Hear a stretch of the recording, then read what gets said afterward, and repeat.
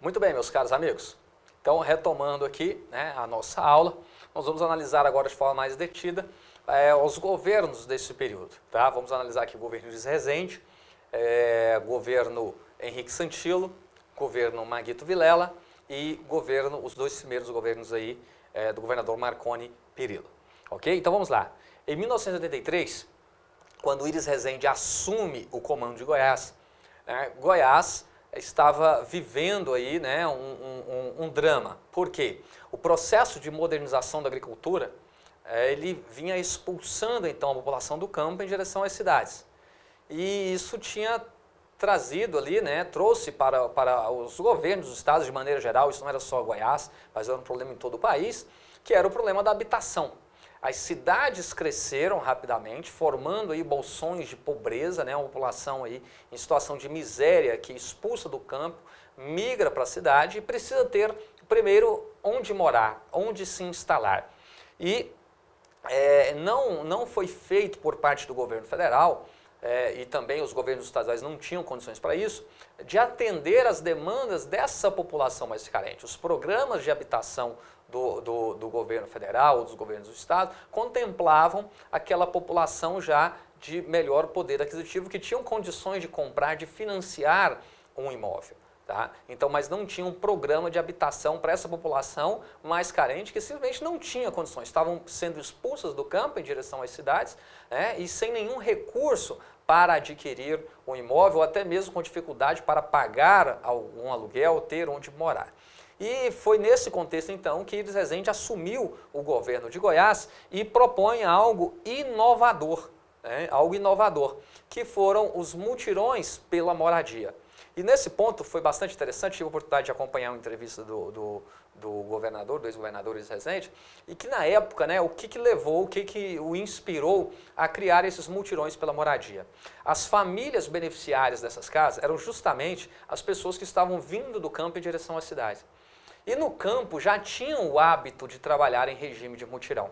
E diante da realidade do Estado, né, a financeira, a precária realidade financeira do Estado, que não tinha condições de ofertar as casas para essa população, o governo, então, entrou com os lotes, entrou com material pré-moldado, material bem em conta, bem mais barato, né, do que a alvenaria convencional, e convocou, então, essa população para que ela erguesse as próprias casas. E assim surgiu, então, os chamados mutirões da moradia, que ergueu as chamadas Vila Mutirão em diversos municípios do estado de Goiás. Né? Nas palavras de Iris Rezende, Goiânia era uma cidade bonita demais para passar pelo processo de favelização que outras cidades vinham passando. E o conflito pela terra em Goiânia estava nítido, né? A cidade já vinha enfrentando graves conflitos justamente pela questão de moradia para acolher essa população que estava sendo expulsa do campo. O processo de modernização da agricultura, ele já, como já tínhamos discutido, né, na aula passada, ele, a partir da década de 70, né, ele tem um grande fluxo migratório em direção às cidades, né? Você tem um êxodo rural e nesse ponto Goiânia, a capital, se torna aí o principal destino dessa população expulsa do campo, né? Um dos principais destinos dessa população expulsa do campo, e Iris Rezende disse que não conformava com a ideia, não aceitava a ideia de Goiânia passar pelo processo de favelização que outras capitais estavam passando, já tinham passado em decorrência desse processo, né? As cidades que não se prepararam para receber essa população que estava sendo expulsa do campo. E aí a saída foi a realização desses chamados mutirões. Então vamos lá, a luta pela terra, pela moradia em Goiás, né? Ela se deu num contexto de uma grave crise habitacional, né? Dado esse rápido crescimento urbano, sem que junto a esse crescimento urbano viesse uma política de habitação para essa população expulsa do campo, né? As pequenas ocupações de terras, né? O surgimento, tem um ponto importante aqui que com certeza daria um filme muito interessante, que foi o surgimento do Jardim Nova Esperança no final da década de 70. Né? Uma história ali de muita luta, de muito sofrimento por parte da população que precisava dessa moradia e que conquistou a duras penas, né, ali a sua casa, a sua moradia, o seu teto, o seu abrigo. Então é uma história muito bacana, né, que acabou, de certa forma, servindo como um instrumento, né, um exemplo aí de luta, de reivindicação pela posse da terra. Né? Foi um processo árduo, mas que podemos dizer para aquelas famílias ali que persistiram, que perseveraram nessa luta e conquistaram ali o seu espaço, a sua moradia, foi algo muito vitorioso, algo muito bonito, né? Mas fruto aí, né, desse embate, desse conflito, que levou aí à criação da União das Invasões, ou seja, uma certa articulação, houve aí uma articulação entre essas famílias carentes que precisavam de ter a sua moradia, de ter aí o seu ponto de apoio. Né? Então, quais eram as bandeiras aí dessa união aí das invasões? Né? Primeiro, fortalecer o invasor urbano. Então, fortalecer, dar apoio, dar suporte para essas ocupações e garantir algo que é essencial, né, para a dignidade humana. Você ter um teto, você ter onde morar. Tá? E aqui, para além de qualquer bandeira, questão ideológica, nós temos que lembrar que a terra ela tem uma função social, né? E isso, inclusive, está contemplado novamente na nossa Constituição de 88, que a terra ela tem uma função social, que seja a moradia, que seja a terra para a agricultura, para a produção de alimentos, mas a terra ela tem uma função social. Então, uma das bandeiras era fortalecer a luta por essa moradia, impedir a desapropriação das posses situadas em áreas privadas, né? A legalização das posses, então, já existentes, né? Ou seja, regulamentar essas áreas de posse já existentes, que já estavam ali consolidadas, a doação de lotes para os moradores, então que se criasse uma política de doação de lotes para os moradores, e também a urbanização das áreas de posse. Então, aquelas áreas que já haviam sido ocupadas, que ocorresse ali o processo de urbanização, levando água tratada, energia, levando asfalto, né? o serviço ali de afastamento, coleta, afastamento, coleta do esgoto. Então, essas eram as bandeiras. E, então, é nesse contexto de luta que Iris Rezende apresenta, então, essa proposta dos mutirões da moradia. Então, vejam só, se o governo não apresenta essa saída, né, essa possibilidade aí de atender a essa demanda da população, com certeza os conflitos e as invasões, elas teriam sido ainda maiores, né, nesse contexto. Então, aqui nós temos uma imagem, né, lá da Vila Mutirão, no início lá, né, da sua construção, da sua formação, em 1983. E vários municípios goianos, então, têm a sua Vila Mutirão. Tá? Quero destacar aqui que essa Vila Mutirão não foi algo que aconteceu somente na capital, mas em diversos municípios goianos que estavam recebendo essa população expulsa do campo em razão do processo de modernização da agricultura, surgiram as chamadas as vilas Mutirão aí, tá ok? Bom, o governo Iris Rezende foi um governo, então, caracterizado por um forte investimento em infraestrutura, tá? A era PMDB aí dos anos 80, dos anos 90, tá? Nós podemos colocar tudo isso daí. Tanto o governo Iris Rezende, Santilo, Iris novamente, Maguito Vilela, são governos caracterizados pelos investimentos em infraestrutura. Tá? A abertura, a pavimentação de rodovias, a construção, né, depois da quarta etapa da usina de Cachoeira Dourada, tá? Já nos anos 90. Então, são passos importantes para o desenvolvimento econômico do território goiano. Tá, ok? Criou também o Fomentar que foi um programa de incentivos fiscais para as indústrias que estavam se instalando em Goiás. Tá? Esse Fomentar que depois foi redefinido, redesenhado, né, já na gestão Marconi Perillo, que criou o Produzir. Né? A partir aí do Fomentar, então, nós tivemos no governo Marconi Perillo um redesenho aí desse programa de incentivos fiscais que virou o Produzir, que se subdivide aí em diversos outros programas de incentivos fiscal às empresas que vêm se instalar em Goiás e também para aquelas que já estão instaladas e querem ampliar o seu parque industrial. Então, o governo oferece aí uma série de incentivos fiscais. Nós voltaremos a abordar esse tema mais à frente. Tá? A criação dos bairros populares, como eu acabei de citar aqui, a questão da Vila Mutirão, tá?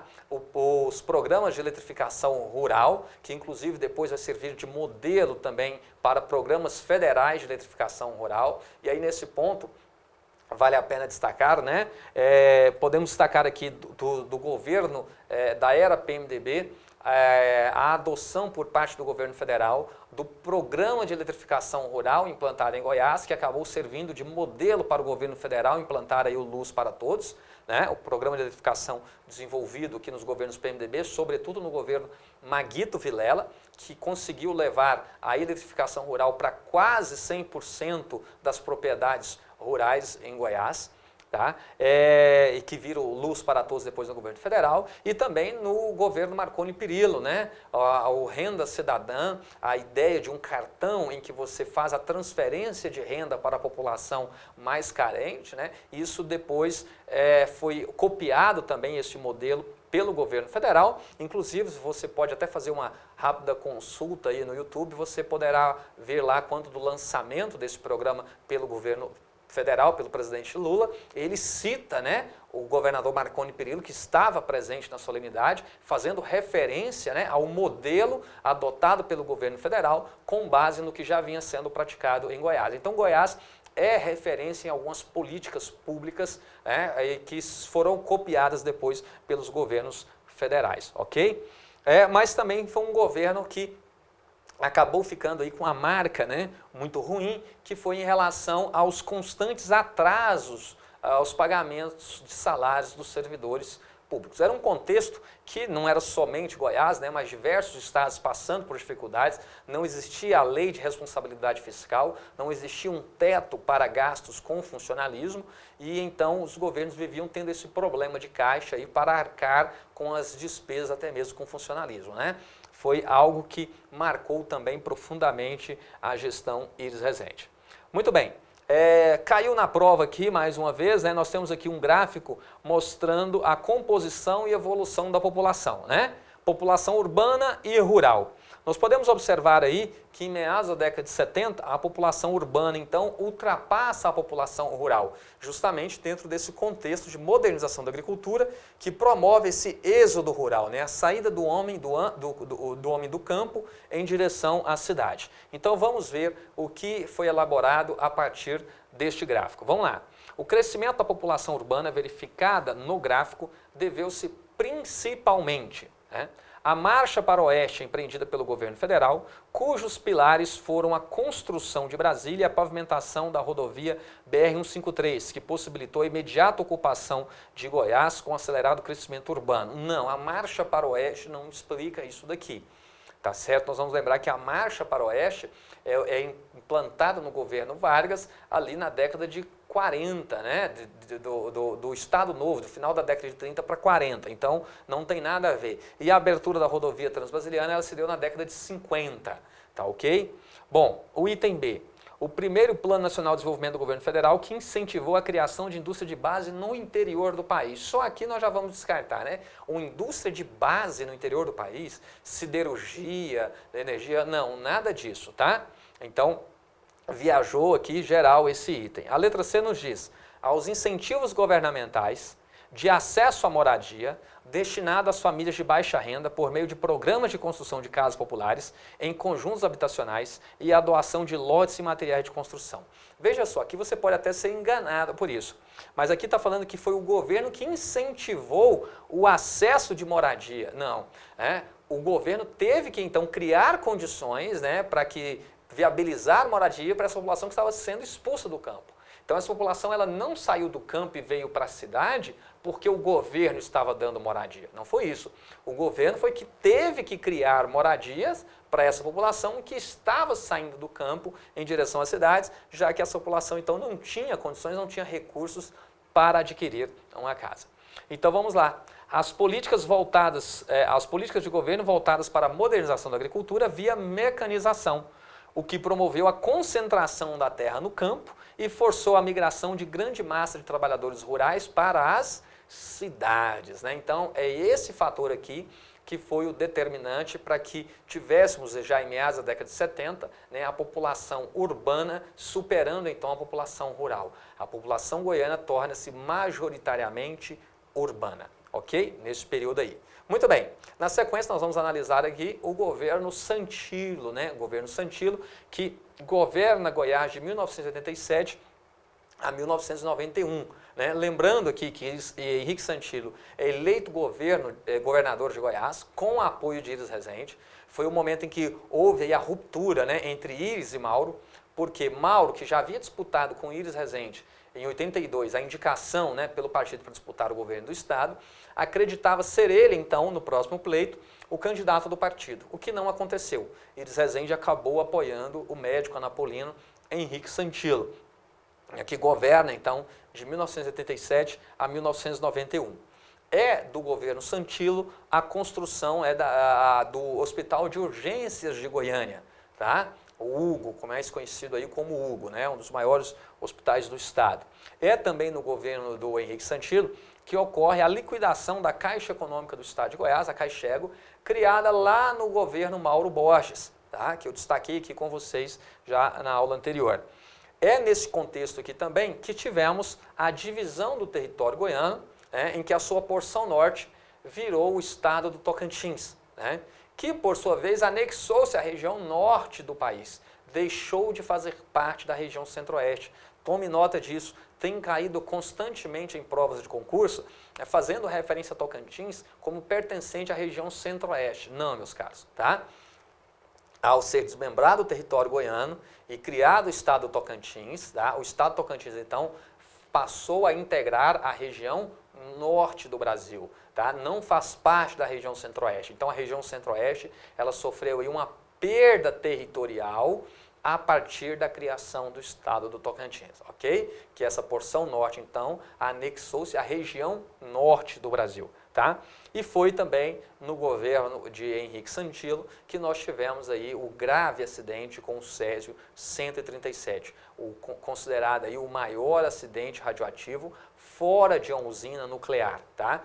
Goiânia ficou conhecida inclusive como Chernobyl do Brasil, já que um ano antes havia acontecido em Chernobyl, né, na Ucrânia, o maior acidente nuclear da história até então.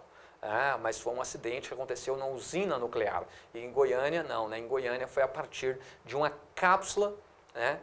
de um aparelho ali de raio-x que foi aberta, então, e que causou esse grave acidente radiológico, né? Radioativo, que vitimou algumas pessoas e trouxe graves, sérios impactos à economia do estado de Goiás. Aqui nós temos então, né, algumas imagens aí desse período, né, o acidente que aconteceu no dia 13 de setembro de 1987.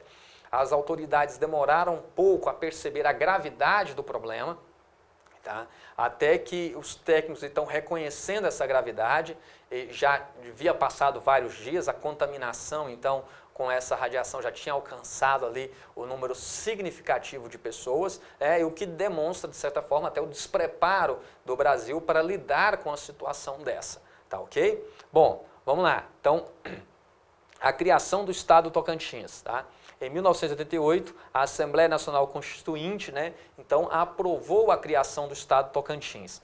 Essa criação do Estado do Tocantins era uma antiga reivindicação da população do norte de Goiás, sempre se sentindo preterida, né, nos investimentos feitos pelo Estado. A população do norte entendia que contribuía para a formação da riqueza do território goiano, porém pouco recebia em benefícios, né? E isso perpassou a história do norte, desde lá de Teotônio Segurado, no início do século XIX, até que em 1988 nós tivemos então, né, a recepção aí dessa demanda da população do norte pela Assembleia Nacional Constituinte, que criou então o Estado do Tocantins. Acerca disso daí, vamos observar aqui, desse período, né, do governo Santilo, vamos observar uma questão que já caiu em prova. Então, olha só, em setembro de 1987, ocorreu o acidente radioativo de Goiânia. Wagner Mota, desempregado, dirigiu-se aos escombros do Instituto Goiano de Radioterapia, IGR, apoderando-se de uma quantidade considerável de chumbo, 98 quilos, que protegia, sem que ele soubesse, uma cápsula de césio de um aparelho de raio-x. Vendido para o ferro velho de Devair Ferreira, o material passou a ser tratado como objeto de diversão. O azul Prússia brilhante no escuro. 4 pessoas morreram na época e 4 outras mais tarde. Cerca de 700 pessoas foram contaminadas. Sobre esse episódio recente da história de Goiás, pode-se afirmar que... Então vamos lá, vamos ver aqui o que pode ser afirmado acerca desse episódio. Goiânia passou a ser chamada de Chernobyl do Brasil e ficou conhecida no mundo todo. O povo e os produtos goianos passaram a ser estigmatizados. Verdadeiro, né? Verdadeiro. Então, goianos foram impedidos de desembarcar em alguns aeroportos. Carros com placas de Goiás, né, eram insultados em outros estados. Até o relato de um amigo que, após fazer uma compra em São Paulo, né, foi paga a compra com um cheque. Na hora que a pessoa recebeu o cheque, viu que era de Goiânia, soltou o cheque sobre o balcão, não quis tocar ali naquela folha de cheque. Havia também um certo desconhecimento até, né, acerca do assunto, mas causou um temor muito grande na população. Tá? Então, o item aqui é verdadeiro, né? Tanto os produtos como os goianos mesmo passaram a ser estigmatizados. Verdadeiro aí o primeiro item, né? O item 2. O Comitê de Defesa de Goiânia reuniu pessoas interessadas em apurar responsabilidades, exigindo um programa de ações para o amparo das vítimas e da cidade. A Fundação Leide das Neves foi criada para dar assistência às vítimas. Correto, foi criada aí a FUNLEIDE, né, a Fundação Leide das Neves que acabou se tornando símbolo dessa tragédia, né, uma garota que foi vítima deste acidente, dessa tragédia, e que acabou se tornando aí símbolo dessa situação, disso tudo que aconteceu em Goiás, e em homenagem a ela, então, foi criada a Fundação Leide das Neves, né, que passou a prestar assistência às vítimas desse acidente radiológico. 3. Na época, Goiânia sediou uma competição internacional, que desviou a atenção da população e atrasou o diagnóstico e tratamento do problema. Sim, Goiânia estava recebendo aqui uma prova internacional, e a cidade então muito movimentada, as autoridades temendo até causar ali um estrago, um alarme maior, seguraram um pouco essa notícia em razão desse, não informar a população, né, antes dessa notícia, em razão deste evento automobilístico que estava acontecendo em Goiânia. Tá? O item 4. A Comissão Nacional de Energia Nuclear, a União e os mestres do GR saíram ilesos do episódio. A prontidão na localização e solução do problema provou o preparo do sistema brasileiro de gestão de materiais radioativos. Muito pelo contrário, né? Nós podemos dizer que sim, para os responsáveis por ter deixado ali aquela cápsula, saíram praticamente ilesos diante da tragédia que foi, né, o evento, mas não demonstrou de forma nenhuma preparo do nosso sistema aí de gestão de materiais radioativos. Então esse item está errado, está falso aí esse item. Beleza, meus caros? Tranquilo? Bom, agora nós vamos avançar um pouco mais e vamos falar então do governo Maguito Vilela. Tá? Governo Maguito Vilela, que governa Goiás de 1995 a 98, tá? Foi um governo fortemente marcado pela sua política de incentivo à industrialização. Nesse momento, Goiás já havia desenvolvido uma infraestrutura de transportes, de telecomunicações, de energia, que já se torna, né, mais atraente para os grandes investidores, que aliado então à política de incentivos fiscais, vem para Goiás, né, vê em Goiás então o potencial para desenvolver essas atividades industriais. Então, foi um governo fortemente caracterizado. É aqui no governo Maguito Vilela que nós tivemos a chegada então da Perdigão, né, que hoje aí integra a holding aí da JIF, né, o grupo aí JBS, a Perdigão, ao município de Rio Verde, depois se estendeu também aos municípios de Jataí, Mineiros. Foi nesse contexto aqui também que nós tivemos a chegada da Mitsubishi, a Catalão, a Cameco, a montadora dos tratores John Deere também chegando a Catalão. Então começa um processo em que grandes indústrias virão para Goiás, justamente porque Goiás já vem apresentando uma oferta significativa de energia, já havia melhorado a sua infraestrutura de transportes, com a abertura e pavimentação de rodovias e também melhorias aí no seu sistema de telecomunicações.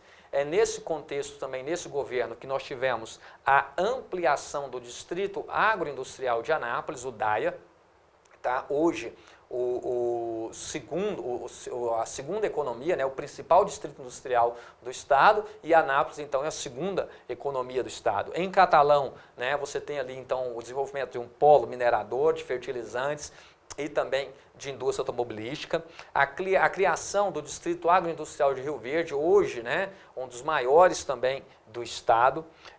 Um governo aí com forte apelo social, tá?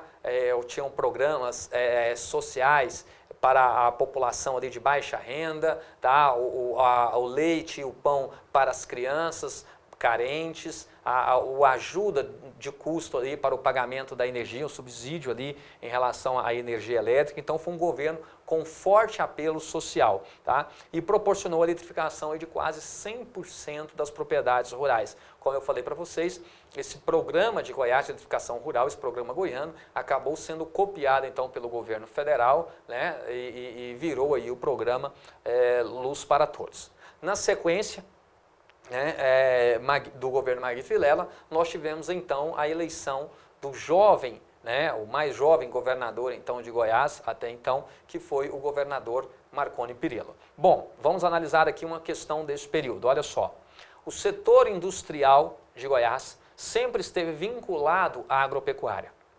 A partir de 1997, esse quadro começou a ser modificado com a chegada da Mitsubishi, que instalou uma unidade produtiva em Catalão, no sudeste do estado. A chegada dessa montadora de automóveis passou a representar para o estado. Então vamos lá, o que passou a representar para o estado? A chegada da Mitsubishi e ela ter se instalado no município de Catalão. Tá? O que isso passou a significar para o estado? Letra A, abandono da pecuária como principal atividade econômica? Nada a ver, né? São atividades aí que podem coexistir sem nenhum problema, não há nenhum conflito aí. Então, bobagem. A letra B, liderança na região na produção de bens de alta tecnologia. Tá? Na verdade, o que nós tivemos aqui é a montadora de veículos, né? Então, não é essa liderança na região na produção de bens de alta tecnologia. Nós tivemos uma montadora de veículos. A letra C, possibilidade de investir no potencial industrial goiano? Não, nós não podemos falar em um potencial industrial goiano, até porque Goiás estava criando as condições ainda, né, para se tornar um estado industrializado, para o seu processo de industrialização de forma mais dinâmica. Não que Goiás não contasse com indústrias, Goiás já contava sim com indústrias, né? Mas é a partir desse momento que você tem a chegada das multinacionais, das grandes empresas ao território goiano. Tá? A letra D, chance de usar a mão de obra disponível e qualificada. Olha só, utilizar a mão de obra disponível e qualificada? Não, né? Inclusão do território goiano na economia mundializada, né? Já que nós temos a chegada, então, de uma montadora, né, japonesa, Mitsubishi, ao território goiano. Então, a inclusão do território goiano na economia mundializada. Tá certo? Letra E.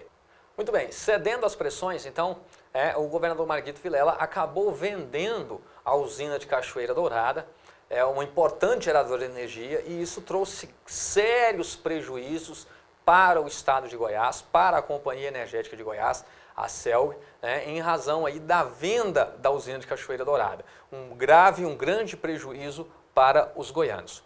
Bom, governo Marconi Perillo, né? Marconi Perillo, aí os seus dois primeiros governos, de 1999 a 2006, tendo em vista que ele disputou a eleição em 98, foi eleito, depois reeleito novamente, né? Governando Goiás aí por 8 anos.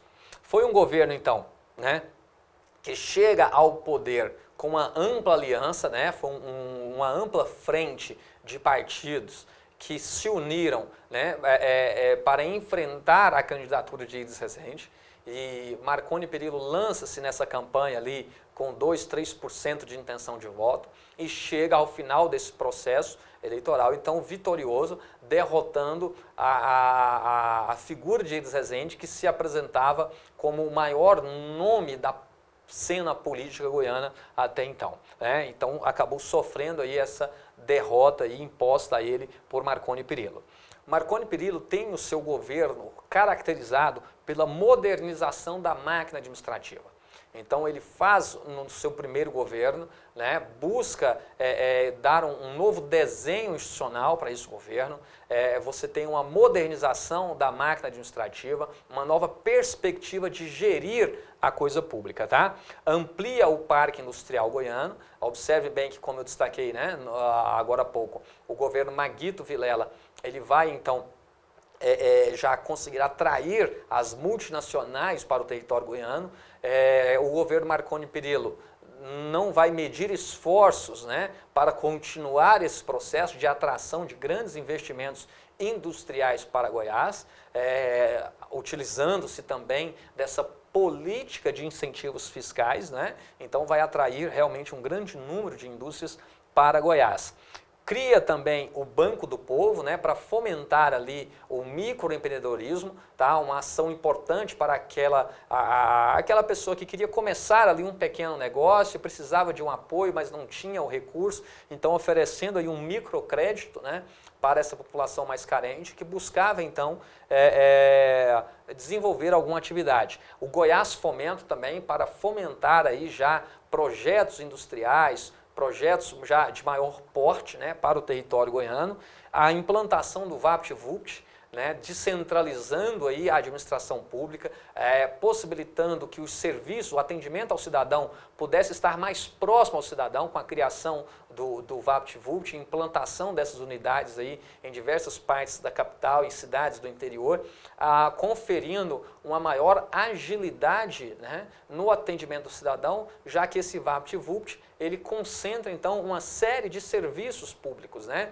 Então o cidadão vai ali, ele tem à sua disposição serviços ali do Detran, serviços do Gabinete de Identificação, Bombeiros, Saneago, CELG, né, Sistema de Água, de Energia e tal, então serviço Prefeitura, serviços os mais diversificados, ok? Então estão aí alguns destaques. Também no governo Maguito, que é o Marconi, que é criada então a UEG, você tem a união aí, né, de algumas faculdades, é criada então a Universidade Estadual de Goiás, tá? Inclusive até indo na contramão do governo central, o governo Fernando Henrique, que estava sucateando a Universidade Federal e até com discurso de privatização. Em Goiás, Marconi Perillo, na contramão disso daí, cria a Universidade Estadual de Goiás, né, com unidades aí em diversos municípios goianos.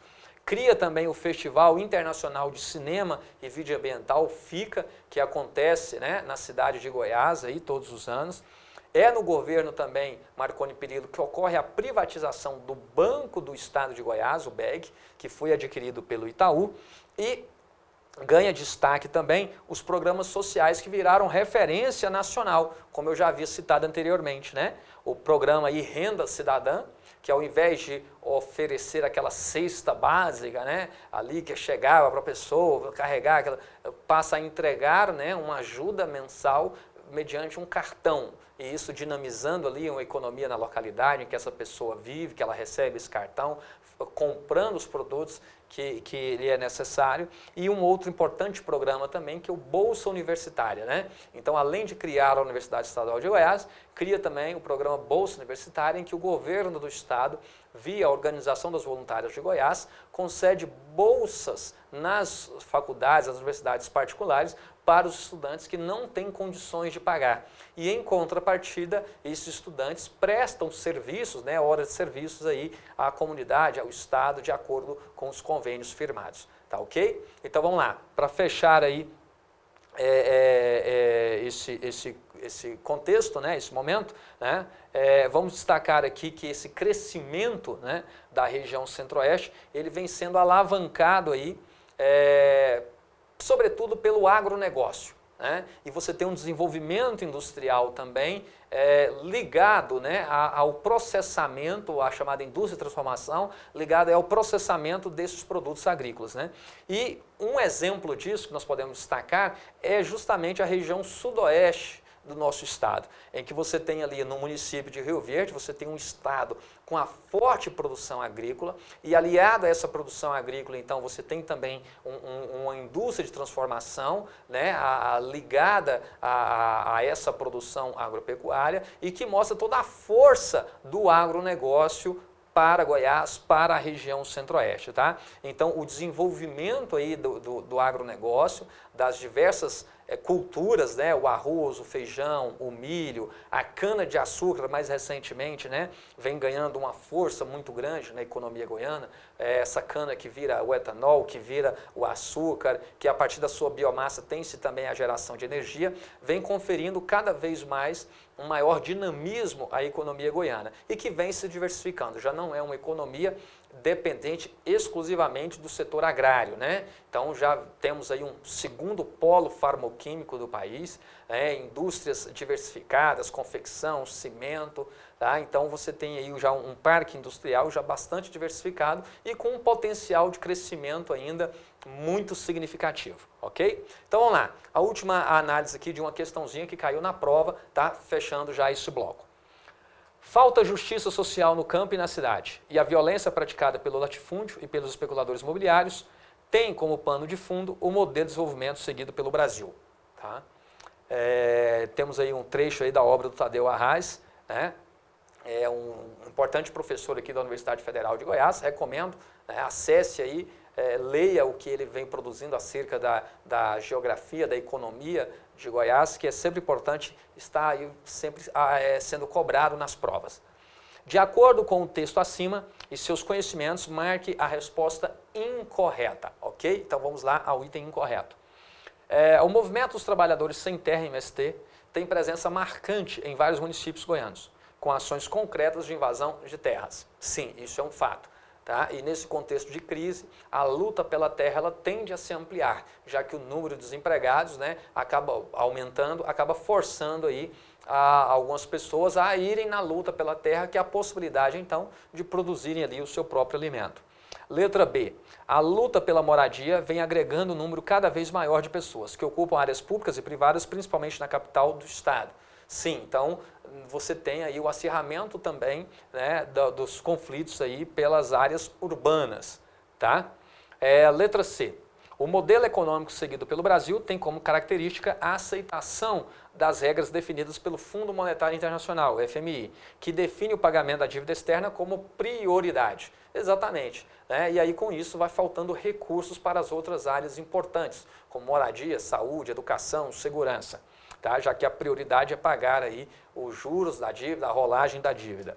Letra D. A Constituição de 1988, ao definir o significado social da propriedade da terra, criou um instrumento legal que deu estabilidade política ao campo. Não, fatalmente. Né? Apesar da Constituição definir o papel social da terra, ela não trouxe, então, essa estabilidade ao campo. Tá? O conflito no campo, ele continua, ele permanece e nos últimos anos, infelizmente, essa situação ela vem se agravando. Ok, meus caros? Então, está aqui, né, a análise desse período aí de redemocratização, né, os governos desse período de redemocratização, as medidas tomadas por esses governos que colocaram Goiás em um outro patamar de desenvolvimento, tá? Mas ainda enfrentando algumas dificuldades que nós discutiremos mais à frente. Ok? Muito obrigado e até a próxima.